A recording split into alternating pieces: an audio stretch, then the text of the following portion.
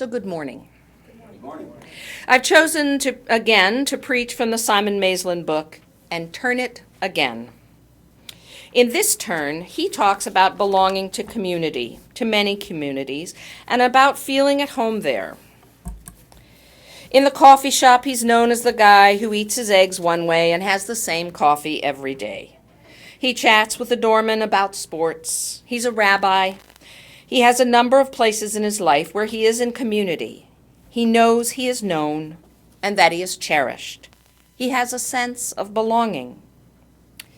But one day, there was an incident in the middle of the Boston Bay that rattled his sense of security. He and his grandson were fishing and their boat died. They called the Coast Guard, and when they responded, the officer's request, "Permission to come aboard, sir," overwhelmed him. It wasn't that he didn't feel safe with the crew or even in the water. It was that later he recognized his kinship with Jews who had lived peacefully in Denmark, or in Denmark forever, and then who were forced to flee at night through the straits between Denmark and Sweden with no protection against the German boats pursuing them. And many of those boats were rowboats, and there were cutters coming after them. But he realized that his past forms and informs his sense of community. When he asked himself with whom he was in communion, he recognized that his village included people he had never known. I found this fascinating and started thinking about who our community might be. Not just those of us here at UUCSV, but those back in our communal history from whence our tradition arrives. Who needs our attention, who shapes and informs us. As we keep discussing, many of us come here from another tradition, or maybe I just keep hammering on it, but we arrive and hopefully we feel safe. But if we don't foster a longer view, it's easy to pull in the gangways of our ship and limit those who are invited aboard. I started to think a bit about our history. We often forget that we are a religious tradition forged in oppression. We may know about Michael Servetus, put to the stake by John Calvin for his Unitarian views in 1553. But Servetus was a man in communication and conversation with others. He was not alone. So where did Unitarianism come from? At the beginning of Christianity, the notion of the unity, rather than the Trinity of God, was there. In the beginning, one God. It was a bitterly contested concept. A monk by the name of Arius pushed what became the Arian heresy. A huge drama played out at the Council of Nicaea in 325 CE. People who grew up Christian, if they didn't recite the Nicene Creed, have heard the words begotten, not made. This was the crux of the conversation, or the arguments of this council. The winning side believed that Jesus was of God, begotten of the stuff of God, was there in the beginning. The Arians, and that's A-R-I-E-N, not A-R-Y-A-N-S, believed that Jesus was God's first creation, made, not begotten. This wasn't just a departmental conflict. This was bitter war. People schemed to keep others from showing up at the council, going so far as to change roadsides. People were killed to keep them from arriving. Horses died in the ventre-à-terre run to Nicaea. And at long last, the Arians were defeated and exiled. There is no room for heretics. Arius was exiled for a while, and then the bishop, because he had been a very good monk, invited him back to see if he had recanted. Someone who hated him for his heresy prayed that God would strike Arius dead. God did. On his way to meet the bishop, apparently Arius had some distress, as it said, and as they say, stepped aside. It must have been fairly serious distress, because shortly after this, as in minutes not hours, all his organs drained from his body. God was praised, and only much later was it suspected that God may have had some help in this providential death. Perhaps a historian suggested such a response could only be caused by poison. You think? Arius is important for many reasons. First, I believe, as a reminder that we have always struggled with and against commonly held beliefs.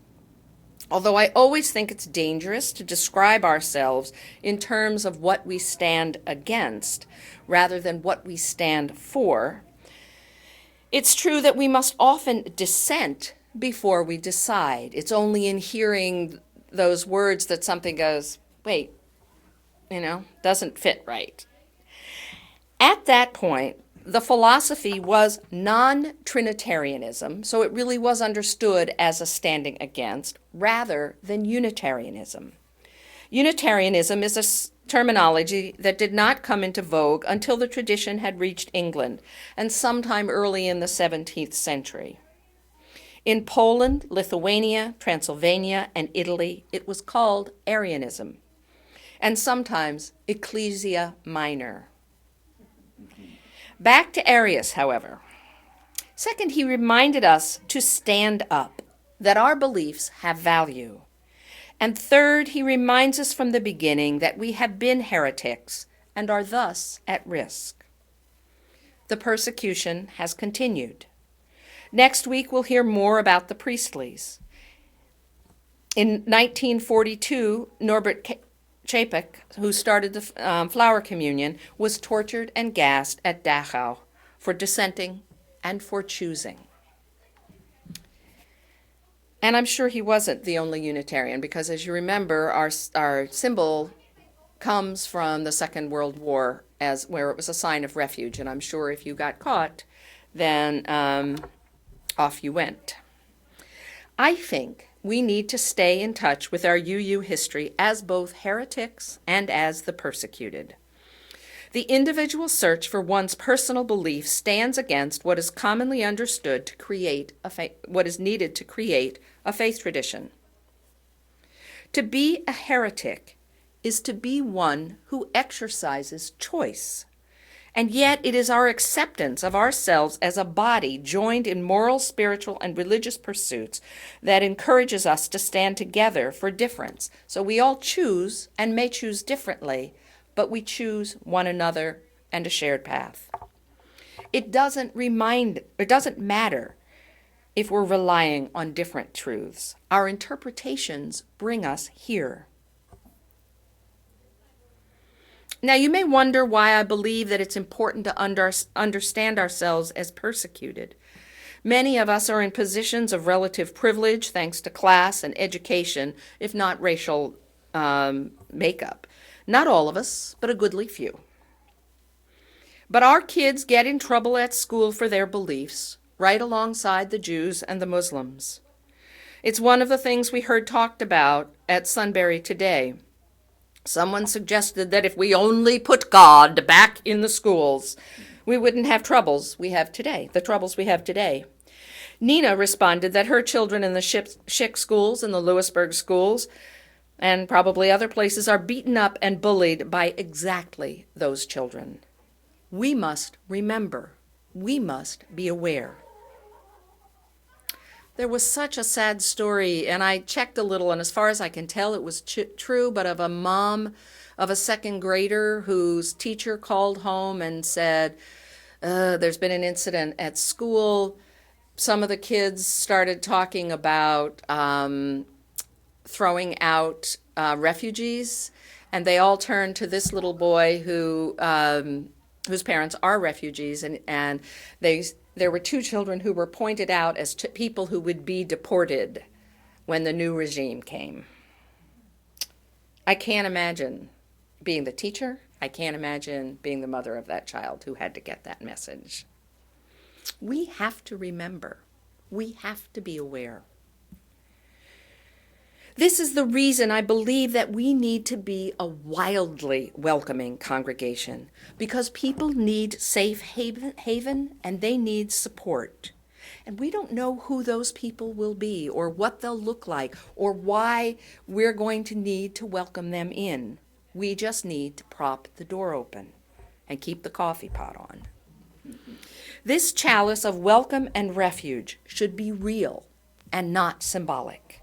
It is easy and easily done for us to just pull in that gangplank once it gets cozy. We like each other here. We're comfortable. It is good.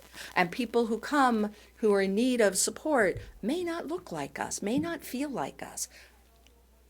And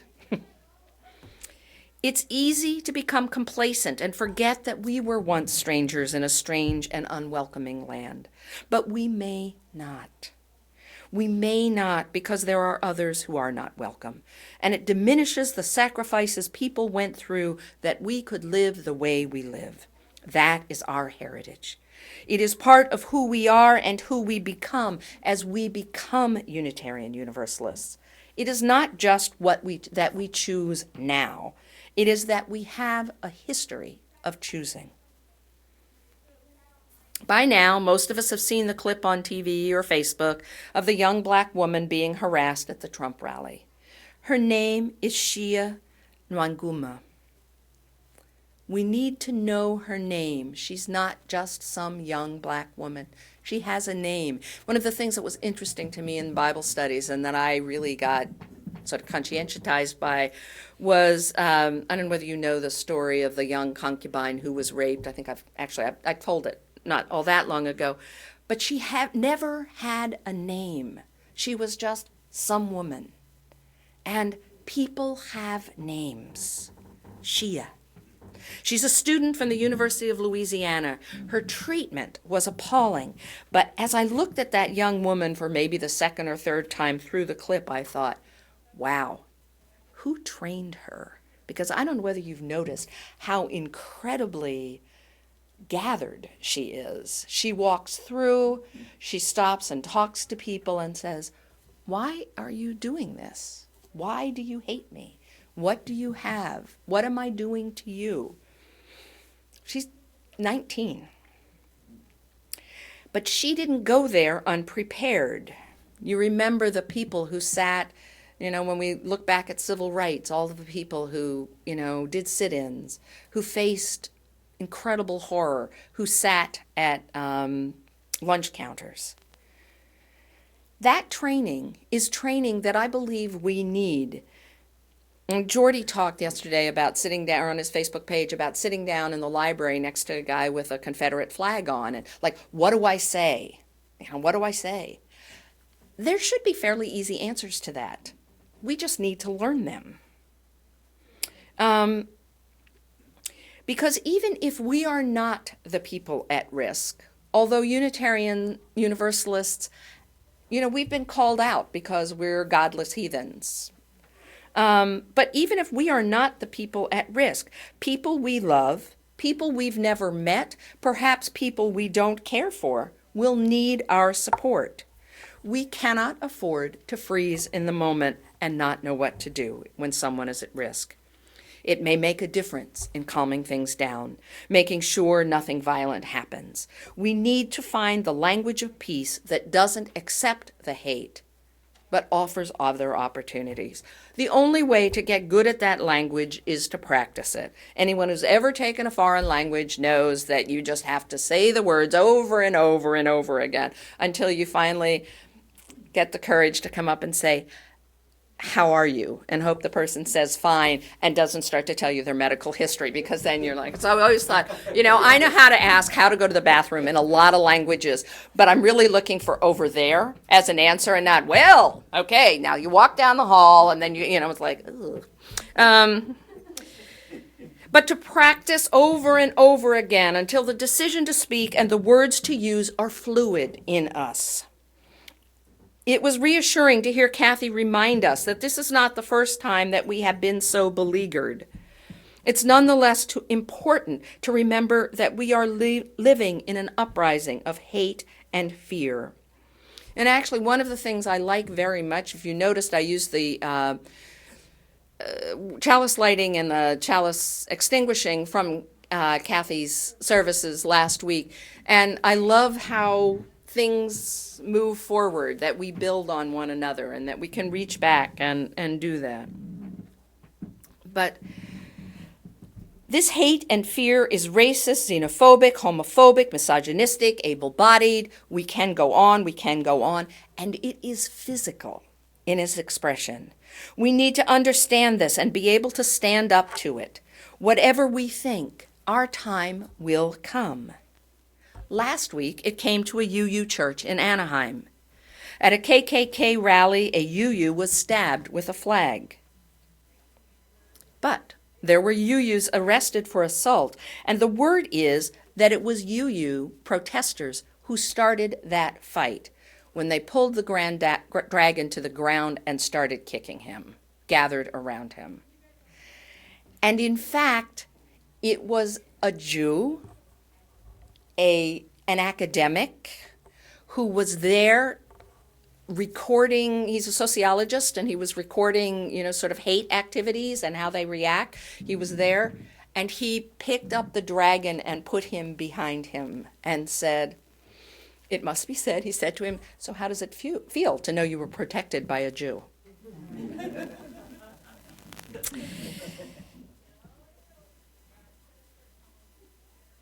But it's unacceptable that it was we who started the violence.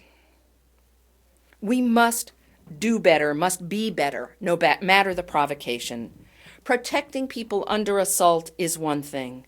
Assaulting people for hateful beliefs is another entirely. I'm not a fan of the KKK, but am I ready to give up the First Amendment? I am not. Michael Servetus was burned at the stake by John Calvin. Now, one of the things we learned in the movies we watched, and if you haven't watched those 6 films on UUism and how it came into being, I really urge you to do it. But people were burned at the stake because you were not, I think, allowed to take blood from people.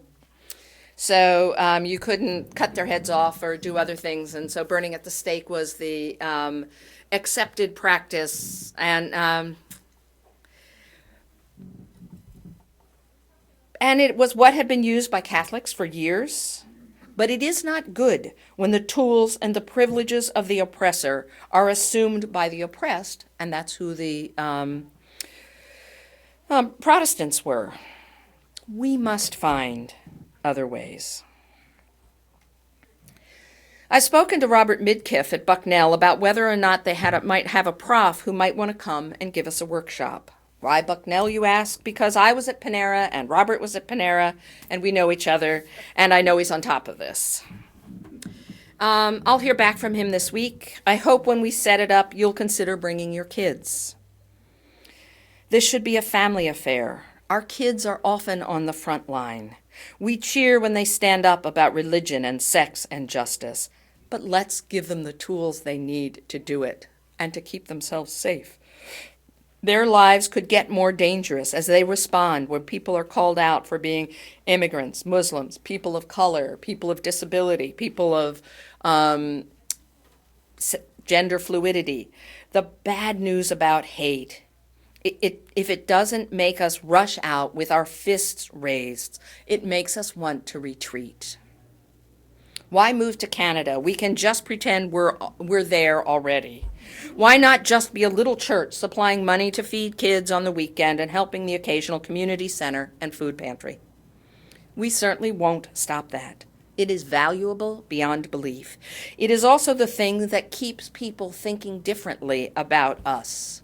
Even though I have been asked, why, if you don't believe in God, okay, assumption number one, how can you do good? Well, we are. So, and some people would say, well, if you do good in the name of not God, then you're not doing good or you're doing evil. And it's like, really? Backpacks for kids? You're going to classify this as evil? It helps people to look to us as leaders, which is important. There are far less people who think of us as a cult now. Can you imagine the UUs being organized enough to be a cult? Or forward-stepping enough to say, hi, Want to come to church? No, we're not good at that. Now they think of us as love flows and as love period, or as donors. Our doing good also inspires others, and it feels good, so it makes us do it more. Our community matters because we are so definite about our doors being open to the world. It looks from what's going on around us as if we will be even more needed. If we're prepared, and not just with enough hymnals and classrooms, but also with the confidence in our ability to respond in the face of hate, we could get crowded. And some of that may well be just because people are not safe any other place, rather than that they feel that they belong in this place. And just as a side note on things we need to be working on, did anyone notice that we didn't really have a winter this year? While we're all cheering for spring, let's stop and consider global warming. This is a problem. I know we're all looking for our shorts, and we'll need them later this week, but we need our government, local and national, to pay attention to this. We are responsible for giving peace a chance. We have to step up and into love. This is a heresy for us to choose. Looking at our history, are we not obligated to choose love and peace? This community is ours. When we join UUCSV, we don't just join the present, we accept the past. The story of this little congregation is also the history of a larger communion.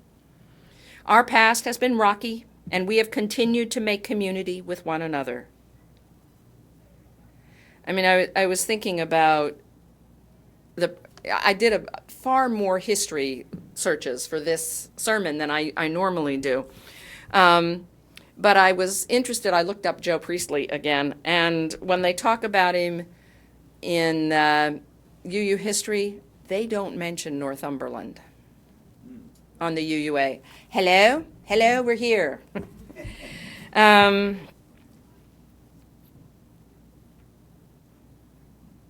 So we are the ones we have been waiting for, but the time to wait is past.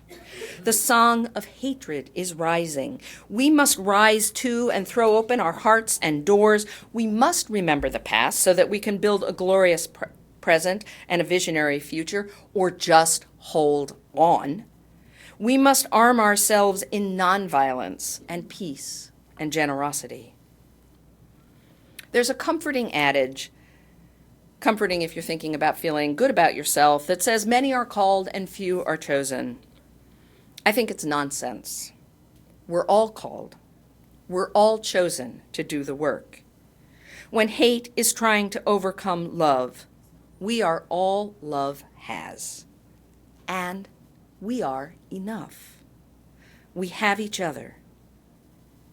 And we have people who need our love. Therefore, let us love. Let us peace. Blessed be.